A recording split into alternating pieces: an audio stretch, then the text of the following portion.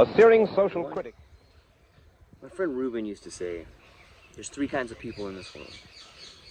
People that sit around and wonder what the heck happened, people that watch things happen, and people that make things happen. The goal of this short film that I'm making is to show you my journey through all three of those people and potentially take you on a journey of being all three of those people. The last year and a half, I've been wondering what the heck is happening.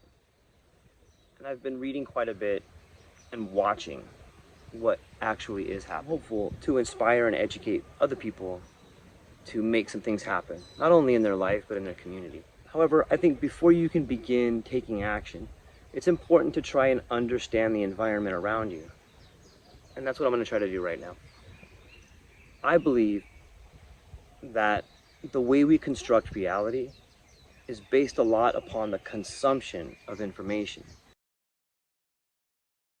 Perhaps the best way to describe what I'm talking about is to think about the term target demographics. Anybody who is advertised on Facebook or social media, who runs their own business or has spent time in the media sphere, understands that that term, target demographics, is a way to target your message to people that may want to hear it.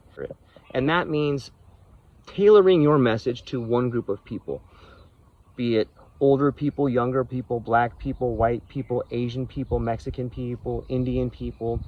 You see, the term target demographics is almost interchangeable with racism. We're going to target someone based on things about them. And it's such a dichotomy because all day long, the message from media on the outside is that we should be one people. We should be together. Yet the very techniques they use are divisive. That's why when you watch CNN or you watch Fox, they're constantly showing two races fighting or two generations fighting. Target demographics is what makes people money in that particular sphere. And it's a good way to think about how information is being fed to you. Do you get different information than your parents, than your kids, than your neighbor, than a different ethnicity group? That's because you're being targeted. So target demographics is a great way to begin thinking about the way information is fed to you or the way information is consumed. In today's world, there's lots of different ways to consume information. And it seems to me that based on demographics, particularly age demographics, different generations are consuming information differently. I heard a quote one time that said, if you're over the age of 50, you live in 1970. If you're under the age of 35, you live in 2010. It's an interesting concept to think about. It's interesting for a lot of reasons. One is that I think it was Marshall McLuhan who said the medium is the message. And depending on where you go for your information, you're going to consume it differently. You're going to see things differently. So in the interest of consuming media, I'm going to try to hit a large swath of different mediums. I'm going to compare and contrast a few different books. One of them being Aldous Huxley's masterpiece, A Brave New World. Another one being Patrick Wood wrote a book called Technocracy. And still another one is going to be a book called Connectography by Dr. Parag Khanna. All three of these books, I think, do a great job in explaining the world that is being built around us.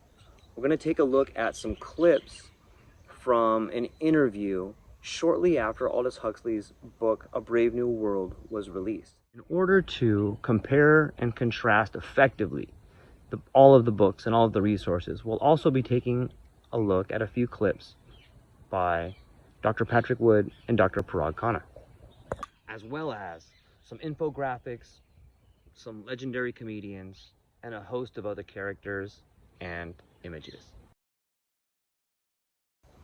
In these clips, I want people to pay particular attention to the conversation that is being had. It was a prime time interview. And I think it's important to realize that these were the conversations we were having in the not too distant past.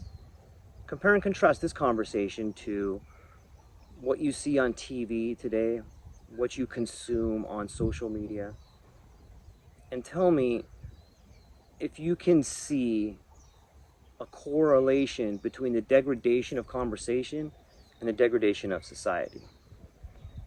Let's go ahead and take a look now. Mr. Huxley, 27 years ago, wrote Brave New World, a novel that predicted that someday the entire world would live under a frightful dictatorship. Today, Mr. Huxley says that his fictional world of horror is probably just around the corner for all of us. Everyone knows about Aldous Huxley's Brave New World. Not too many people know about Brave New World Revisited. Let's take a moment to look at Dr. Patrick Wood's book, Technocracy, and get his opinion on what's happening in our world today. Technocracy Rising. Subtitle: The Trojan Horse of Global Transformation. Transformation is a buzzword today in the global elite circles. That's what's happening to our world. And Technocracy Rising is literally about the rise of technocracy, replacement economic system from the 1930s, to sweep across the entire world.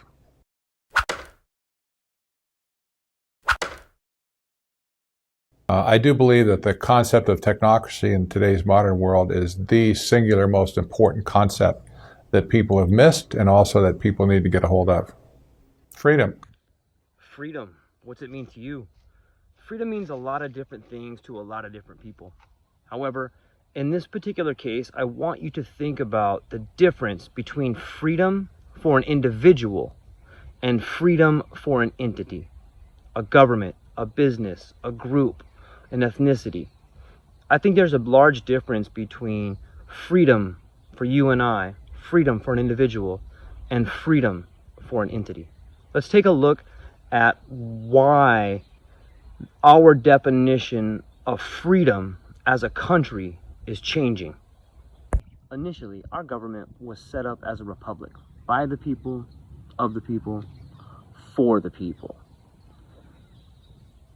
Throughout the last few decades, we have seen a corporate takeover of our government, a more fascistic regime.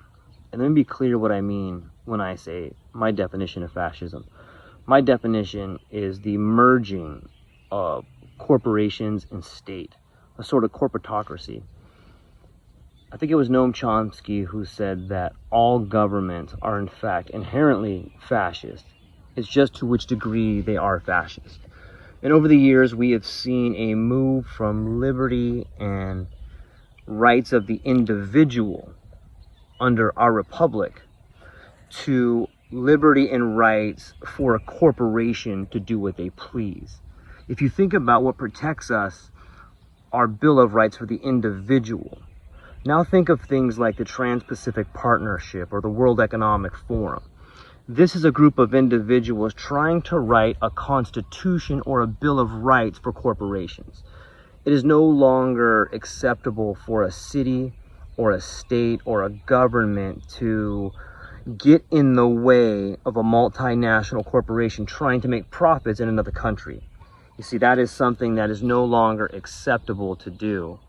And if you think about the way we're moving more towards that type of regime, a world regime. In fact, what we're beginning to see throughout the world is the development of SEZs, or what's called special economic zones. It seems a little bit counterintuitive, this coming process I'm going to talk about. However, I think I can explain it if you give me a moment. The degradation of society leads to the aggregation of assets. It's kind of a way of command and conquer, or destroy and accumulate. It's a good way to think about the degradation of cultures, the degradation of societies, the degradation of countries allows companies or corporations to come in and accumulate parts of those cultures or entities or states that they want. Let me give you some clear-cut examples of stuff that's happening in our country right now. Take a look at California and New York. They are actively moving incredible swaths of homeless people, homeless encampments they're setting up to the richest areas in those states, under the name of helping homeless people, under the name of goodwill, and under the name of doing the right thing. They're using public funds to establish homeless encampments by the richest areas in those states. Under the COVID guidelines, what you're seeing, what's written into the laws, is that the state, i.e. California or New York, will have the first dibs on buying distressed property. So think about that. If they can continue to have COVID affect those states, if they can continue the mortgage moratorium, if they can continue the rental moratorium, the chances of people paying back those debts becomes less and less and less.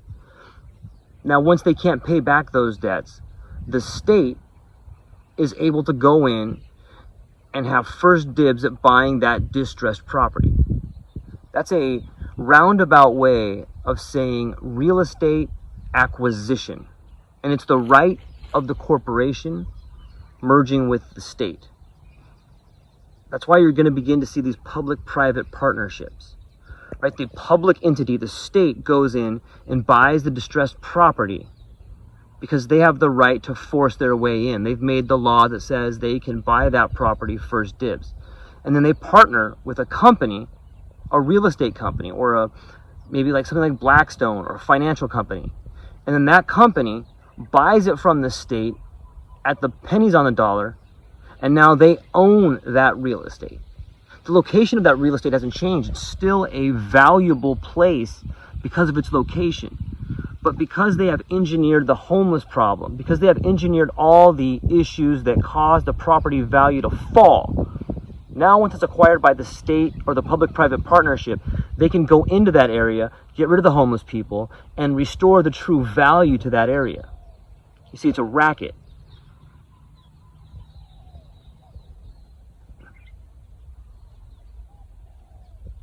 These public-private partnerships are a lot like the special economic zones set up throughout the world. In fact, I would argue that what you're seeing in the states of New York and California is the establishment of a special economic zone. And it's happening right in front of your eyes. Sinister person deliberately trying to rob people of their freedom. Sinister person deliberately trying to rob people of their freedom. Sinister persons deliberately trying to rob people of their freedom. Sinister persons deliberately trying to rob people of their freedom. That the real owners, the big wealthy business interests that control things and make all the important decisions. Forget the politicians. They're irrelevant. The politicians are put there to give you the idea that you have freedom of choice. You don't. You have no choice. You have owners. They own you. They own everything. They own all the important land. They own and control the corporations. They've long since bought and paid for the Senate, the Congress, the state houses, the city halls. They got the judges in their back pockets, and they own all the big media news, all the big media companies. So they control just about all of the news and information you get to hear. They got you by the balls. They spend billions of dollars every year lobbying to get what they want. Well, we know what they want. They want more for themselves and less for everybody else. But I'll tell you what they don't want. They don't want a population of citizens capable of critical thinking. They don't want well-informed, well-educated people capable of critical thinking. They're not interested in that. That doesn't help them. That's against their interest. That's right. You know something? They don't want people who are smart enough to sit around the kitchen table to figure out how badly they're getting fucked by a system that threw them overboard 30 fucking years ago. They don't want that. You know what they want? They want obedient workers. Obedient workers. People who are just smart enough to run the machines and do the paperwork, and just dumb enough to passively accept all these increasingly shittier jobs with the lower pay, the longer hours, the reduced benefits, the end of overtime, and the vanishing pension that disappears the minute you go to collect it. And now they're coming for your Social Security money. They want your fucking retirement money. They want it back so they can give it to their criminal friends on Wall Street And you know something? They'll get it. They'll get it all from you sooner or later, because they own this fucking place. It's a big club, and you ain't in it. You and I are not in the big club. By the way, it's the same big club they used to beat you over the head with all day long when they tell you what to believe. All day long, beating you over the head in their media, telling you what to believe, what to think, and what to buy. The table is tilted, folks. The game is rigged. And nobody seems to notice. Nobody seems to care. Good, honest, hard-working people, white collar, blue collar, doesn't matter what color shirt you have on. Good, honest, hard-working people continue. These are people of modest means. Continue to elect these rich cocksuckers who don't give a fuck about them. They don't give a fuck about you. They don't give a fuck about you. They don't care about you at all. At all. At all. Man, you know?